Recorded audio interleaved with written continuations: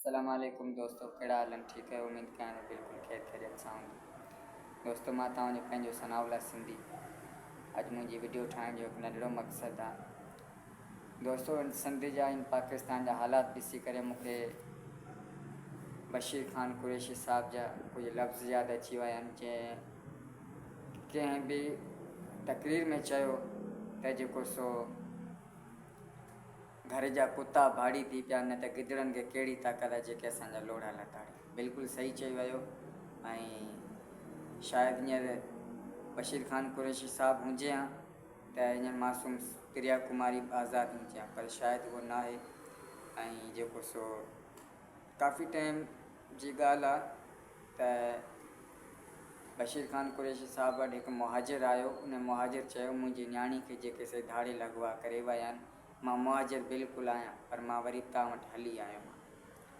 त बशीर साहब कुरैशी चयो उनखे त बाबा तव्हां मुहाजिर आहियो, न्याणी कहिड़ी बि हुजे, मुहाजिर हुजे सिंधी हुजे, पर न्याणी वरी बि न्याणी हूंदी आहे। सुबुह ते हुन अर्ज़ु कयो, शाम ते हुनजो अर्ज़ु शाम ताईं पूरो थी वियो। हुनजा तारीख़ी कमु, हुनजा तारीख़ी लफ़्ज़ असांखां अञा ताईं नथा विसरनि। मुंहिंजे लफ़्ज़नि मां इहो केरु न सम्झे त मां जेको सो जीए सिंधी जो कॉमरेड या जीए सिंधी जो वर्कर या जीए सिंधी पार्टी सां मां तालुक़ु रखंदा आहियां। न, मुंहिंजो तालुक़ु कंहिं पार्टी सां न आहे। मां हिकु आम शहरी आहियां ऐं हिकु मां सोशल एक्टिविस्ट आहियां।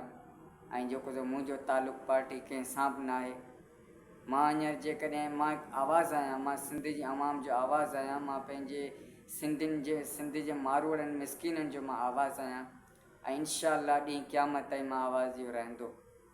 ऐं मां गुज़ारिश कंदुमि सिंध जे अफ़सरान खे, ताक़तवर जेके बि गुज़रान आहिनि, उन्हनि खे मां अर्ज़ु कंदुमि, गुज़ारिश कंदुमि, रिक्वेस्ट कंदुमि त महिरबानी करे बराए महिरबानी करे जेतिरो जल्द थी सघे ओतिरो जल्द मासूम प्रिया कुमारी खे आज़ादु कयो वञे। उनजे वालिदा खे जेको सो इंसाफ़ु ॾियारियो वञे।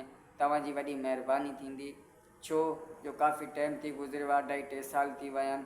मासूम प्रिया कुमारी कहिड़े हाल में आहे, कीअं आहे, कंहिं वटि आहे, कंहिंखे अॼु ताईं का ख़बर न पई आहे।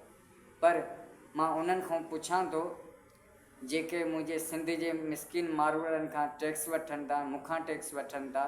मां उन्हनि खां थो पुछां त तव्हां कुर्सीअ ते जेके वेठा आहिनि, मां उन्हनि खां पुछां थो त तव्हां कुर्सीअ ते वेठा आहियो, कंहिंजे लाइ वेठा आहियो, कंहिंजे कम जे लाइ वेठा आहियो ऐं छा सोचे तव्हां वेठा आहियो। असां तव्हांखे तनख़्वाहूं ॾियूं था, असांजे पंहिंजे टैक्स मां था असां तनख़्वाहूं ॾियूं। असां मज़ूरी करे महिनत करे जेको टैक्स था ॾियूं तव्हांखे। असांजे सिंध जो हर उहो माण्हू न आहे जेको तव्हांखे टैक्स न ॾिए गवर्नमेंट खे। उन जे बावजूदि बि जेको त असांखे को तहफ़ुज़ न पियो ॾिनो वञे, को बि असांखे जेको कंहिं फोर्स तरफ़ां जेको सो असांखे सिक्योर कोन पियो कयो वञे। आख़िर छो, असां कहिड़ो ॾोह कयो, असांजे सिंध जे माण्हुनि मिसकिन कहिड़ो ॾोह कयो। आख़िर असांखे को रस्तो ॿुधायो वञे, आख़िर असांखे को जाइ ॿुधायो वञे त असीं उन जाइ ते वञूं।